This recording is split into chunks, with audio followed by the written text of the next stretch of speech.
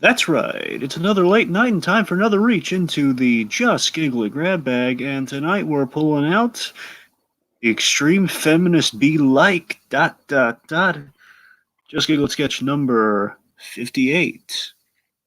Directed, written, and edited by none other than man of multiple hats himself, Joshua Thomas.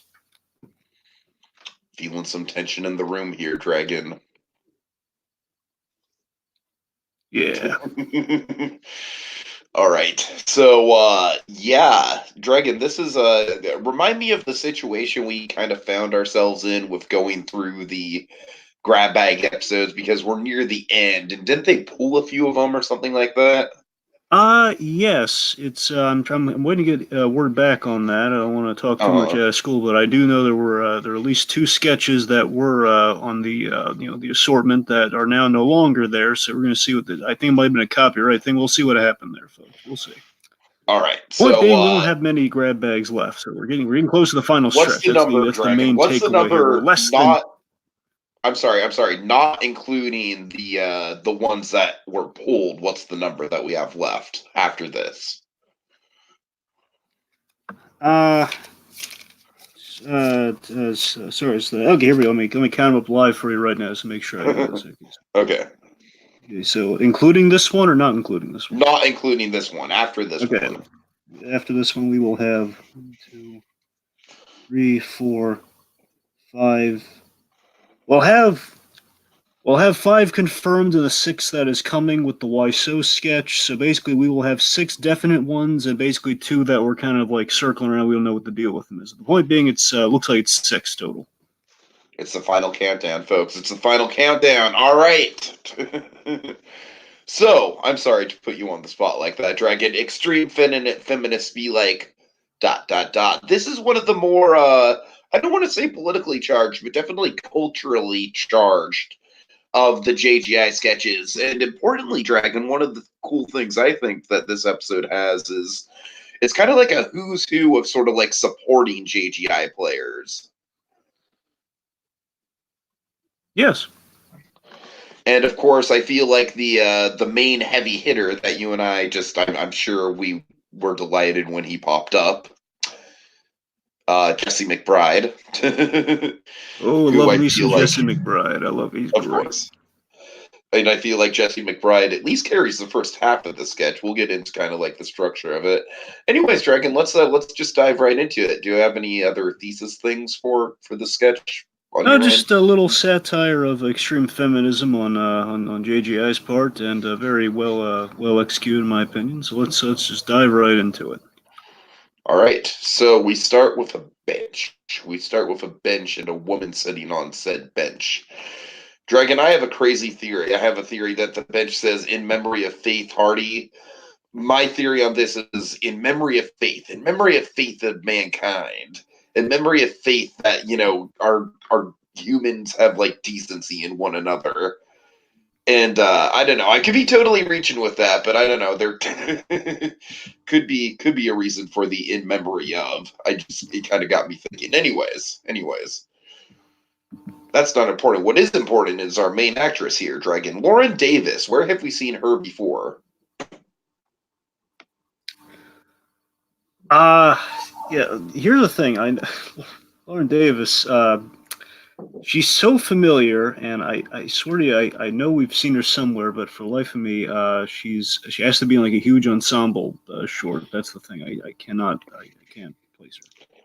You're disappointing Hondo Onaka, Dragon. You do not know where we've seen her before. Yeah. I'm sorry.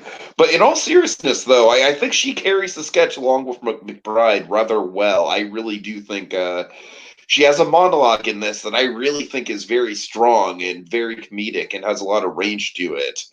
So, without further ado, let's start going through it. Dragon, what's up? Where does Mr. McBride enter the picture?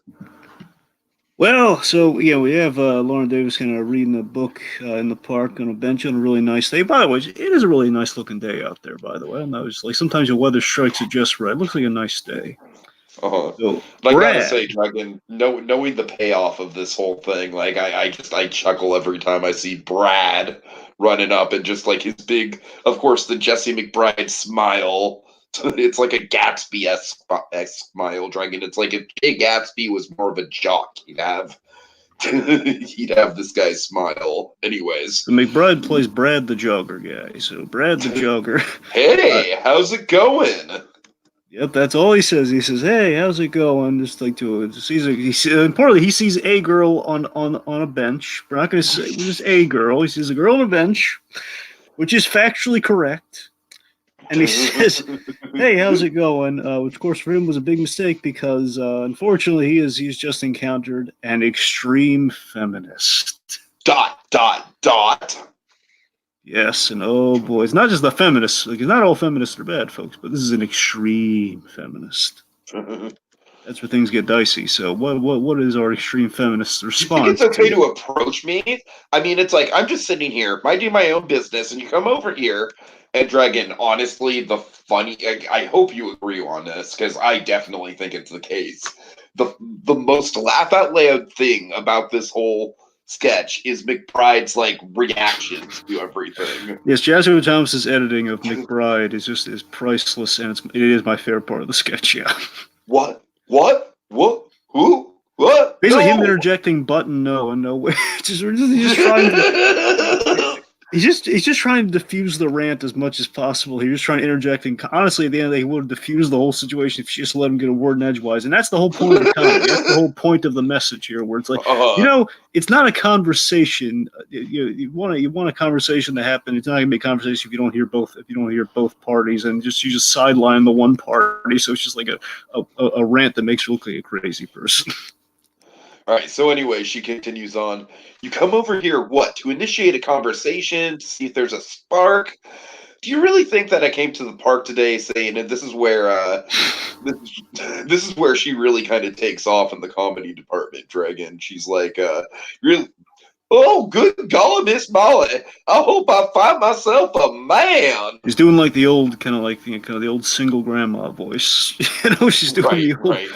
Like your grandma reflecting on her younger days, like that sort of comedy thing. You see, like you always like, it's like something you see in a sitcom sometimes. It's that sort of. Speaking of sitcom, she says, go back to your 1990s world, you Burnett Ken doll, and that gives a big, that gives a very big like what from McBride. Which, by the way, when he says what like that, he reminds me, he looks so much like in that moment. Oh God. Very Warburton-esque. It's very Patrick Warburton-esque. We used to. I could see that. He does have kind of a Warburton charm to him. All right, so you want to finger bang me under some tree? No. It's the no. That's one of the funniest McBride reactions. I love that. Honestly, Brad. You know what's funny? Brad is kind of the opposite of Ken Armand, and it's hysterical. Oh my. Oh dear!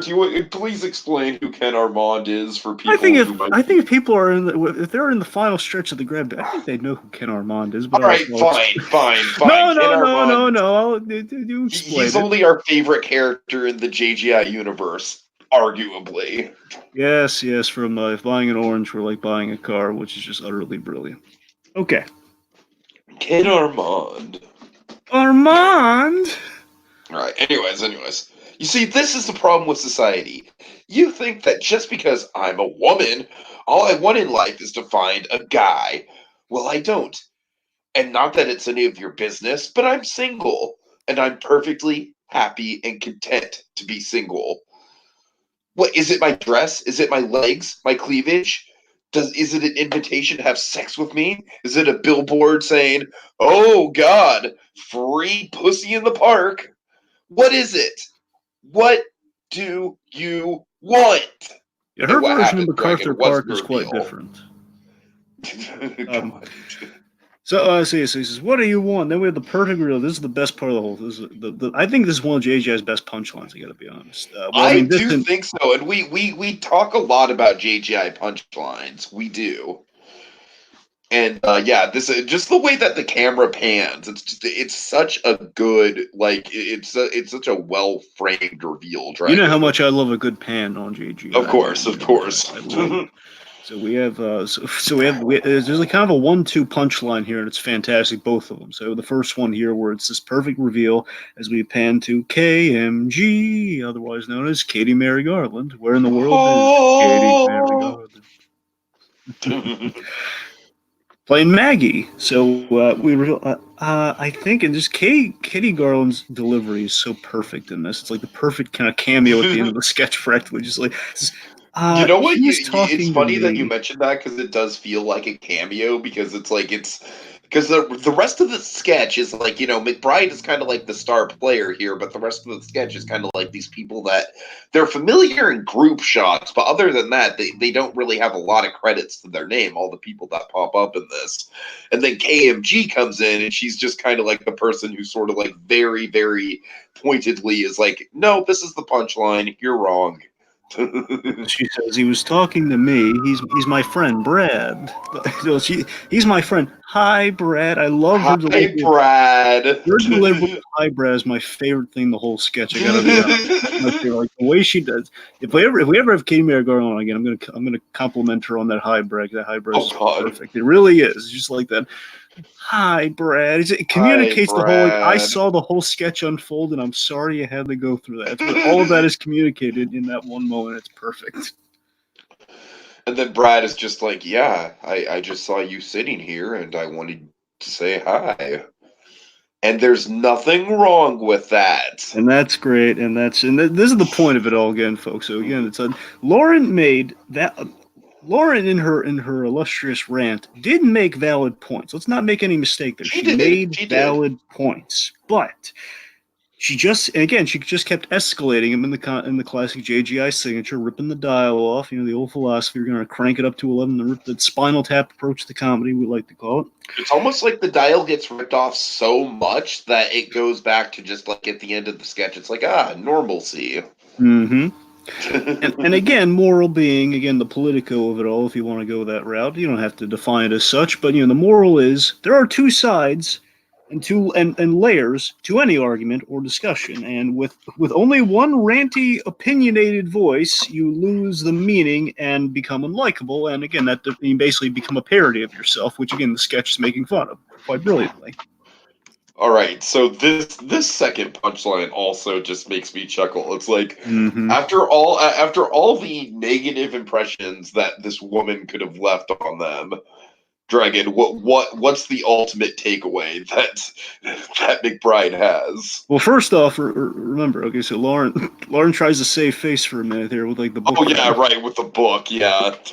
Says, "Oh, you're reading? Yes, please." Like we just happen to be reading. She makes an conversation. "Oh, we're reading the same book. Are you at the part when it's just okay? I'm just gonna go." And she just walks off. And then we have Brad and Maggie here, is just sitting down. Like, yeah, dang, that girl is smoking. And then KMG is just like, hell yeah. Like it's perfect punchline that validates both sides. Again, it's like the perfect way of Totally, totally. again, you can have your cake and eat it too. Your satire is like, yeah, she had a point. That she wasn't wrong. She went about it all wrong though. But again, she has a point though. It's almost like a Curb Your Enthusiasm point of like it's like sometimes you Curb Your Enthusiasm would many times subvert stereotypes at points and such, and they say, well, yeah, it's true, but doesn't mean you should make the assumption. All All right. right, so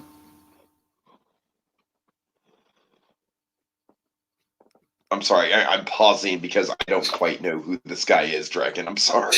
Ross Coplin, the dog guy from the from the end of Cat Lover, that guy. Oh, gotcha. Okay, my bad. Anyways, a lot of bit players here, So I Dragon. love that we Anyways. paint a picture of what this lady's life is probably like, and that she's all these missed encounters. It sounds like it might be one off day. I like to think her whole life is like full of these encounters. That's what I'd like to think. So She just has like really bad luck and timing with it. yeah. What's up, dirty So then basically she's girl? about to go full on Helga Pataki on this guy, like the old Five Finger Avenger and Bessie, and Oh god. anyways, but then we reveal Russ Coplin again. Oddly enough, that he played a dog cop. I don't know if there's something Freudian in Oh, that or not, but he walks over to a man and his dog, presumably female, I guess. Luna the dog. Luna the dog. Thank you. Luna the dog, and we reveal he's been talking to Luna the dog, and then what is Lauren's response to this?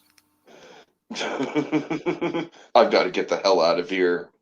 Yep, and then of course it keeps on saying with the dirty girl thing. Then we have Hey, dirty girl. then we have, I believe, Ricky Dottie, Ricky Dot, I think his name is. I can't. It's Doty? No, Ricky. it's Doty. Yeah, Ricky Doty. Yeah, yeah, yeah. That's sorry. It's just read my own handwriting there. Forgive me. Ricky Doty. Yeah. Anyway, so he and his dog, and anyway, so I don't recall seeing this guy in much else. But then again, it's been at least 70 sketches. So all right, and then we have He the does have tag. another sketch. He does have another good punchline where he's just like, "What the heck are you saying to my dog?" And it's just like, yeah, no, he's not wrong, even though he's not being, he's not being anti-feminist or whatever. He's not It's being dog sexist. feminism, man. Female dogs Exactly, have rights. exactly. They should Like, be hey, dirty lady dogs girl. should be allowed to vote. Darn it! All right, Dragon, we did good on time, so I'm going to make one more observation about dogs, okay? Right. Call a dog a good dog. That's what I've learned. That's my tip that I picked up from my dad. Anytime that you want to put a dog at ease, just be like, "Good dog. What a good dog. What a good dog." It's like they might not even understand what you're talking about, but for some reason, the good dog is just like kind of sensory, like soothing. Anyways, Dragon, I'm sorry. Take us out. Right, then we have the tag gag with the leg shot. You're basically even the cat, even the fourth wall of the camera is like, yeah, we're kind of playing with the satire too. You're like, yeah, Mrs. she's a. Robinson, are you trying to seduce me? Right. I guess the final thoughts. Yeah, I really do like this one quite a bit, Dragon. I think it's a sharp social commentary, but more importantly, I just think it's a nice kind of setup, and I think it's an interesting subversion of JGI tropes in which he ramps up really fast, and then I feel like the second half is an interesting kind of like come down of like, all right, we got all that joke out there, now we're gonna kind of like sit on the meaning of it a little bit. So I like it quite a bit, Dragon. I think it's very well done. I think it's a very, again, not just to echo my own point, but again, very clever satire and uber feminist. Very, it's a really funny reality check. That's kind of what it is. It's kind of like it's a little grounding reality check. But yes, the point's valid. But again, guys, you gotta make sure you don't come off the wrong way there. You don't want to come off like anyone with any opinion, especially in kind of any political vein of any variety. You want to make sure you don't want to lose sight of what your point is. Uh-huh. But again, I guess what I'm saying is that it's comedy with a point. So I love that there is kind of a good moral and a good message in there. But again, it is quite hilarious in the execution. Again, with that Garland reveal, it's utterly perfect, excellent Oh my punchline. god, that camera pan on the bench is just utter perfection. It is, it is. So again, a JGI standard. And This of one, course, and the oh McBride goodness. yes, yes. Again, it's a one could say, given he directed, wrote, and edited this one, Oh, it's here we another go. Here we Joshua go. Thomas grand slam.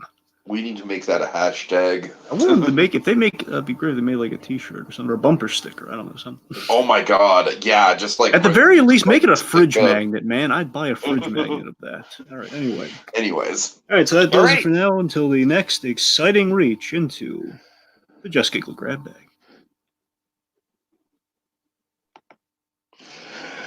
Who's a dirty girl? Who's a dirty girl?